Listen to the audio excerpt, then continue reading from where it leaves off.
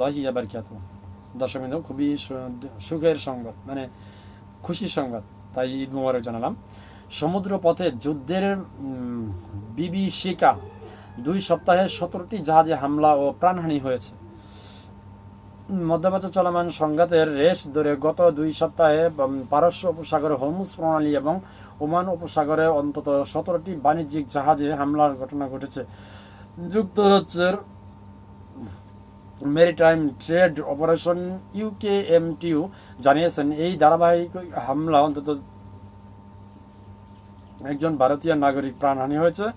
ওমানের ভারতীয় দূতাবাস নিহতের বিষয় নিশ্চিত করেছে। গত 1 মার্চ থেকে শুরু হওয়া এই হামলাগুলো সমুদ্রপথে আন্তর্জাতিক পণ্য ও জ্বালানি পরিবহনের ক্ষেত্রে এক ভয়াবহ নিরাপত্তাহীন তৈরি করেছে। সাব্বাস। হামলার সূত্রপাত হয় চলতি মাসের শুরুতেই, যখন 1 মার্চ হরমুজ প্রণালী ও ওমান উপসাগরে 4টি ট্যাঙ্কার গুলার আঘাতে ক্ষতিগ্রস্ত হয়। এর মধ্যে ওমান উপসাগরে আক্রান্ত MKD বোম নামক জাহাজে থাকা এক ব্যক্তির মৃত্যু হয়। এরপর 3 মার্চ ওমান সাগরে নোঙ্গর করা 2টি জাহাজে প্রজেক্টাইল হামলা চালানো হয় এবং একটি বড় পণ্যবাহী জাহাজের পাশে ড্রোন বিস্ফোরণের ঘটনাও ঘটে।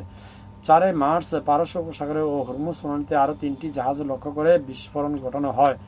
6 মার্চ এটি টাগবোট হামলার শিকার হলে পরিস্থিতি আরও জটিল হয়ে পড়ে, সংঘাতের তীব্রতা আরও বৃদ্ধি পায়। 7 মার্চ যখন পারস্য উপসাগরে একটি আফসোস ড্রিলিং রিগ ড্রোন হামলার শিকার হয়, এতে বেশ কয়েকজন কর্মী আহত হন এবং নিরাপত্তার স্বার্থে রিগটি খালি করে ফেলা হয়। 10 মার্চ এটি জাহাজগুলোর আঘাতে কাঠামোগতভাবে মারাত্মক ক্ষতি হয়।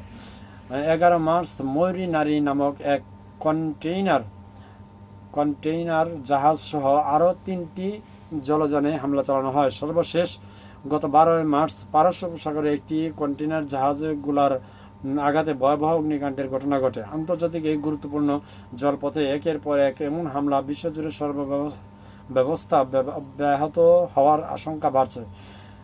প্রতিবেদনটি করেছেন আমেরিকার গণমাধ্যম CNN কিন্তু শক্তিশালী একটা গণমাধ্যম, তবে এগুলো আমেরিকারই, অর্থাৎ এগুলো মানে ওরা এমনভাবে প্রতিবেদন করে যেগুলো হতে মানে ইরানকে সন্ত্রাসমূলক কর্মকাণ্ড চালাচ্ছে এইটা প্রচার করে, কিন্তু তাদের কর্মকাণ্ড কেউ প্রচার করে না। যেমন গাউজিচা হিসলি, শত শত বেসামরিক মানুষ, স্বাস্থ্য কমপ্লেক্স, প্রাথমিক বিদ্যালয় এগুলোতে হামলা চালাচ্ছে, শত শত বাচ্চারা মারা যাচ্ছে, এগুলো তারা প্রতিবেদন করবে না কেন? এগুলো করলে তো তাদের বদনাম। এই হচ্ছে অবস্থা। পশ্চিমা বিশ্ব ফাক। আল্লাহ হাফিজ।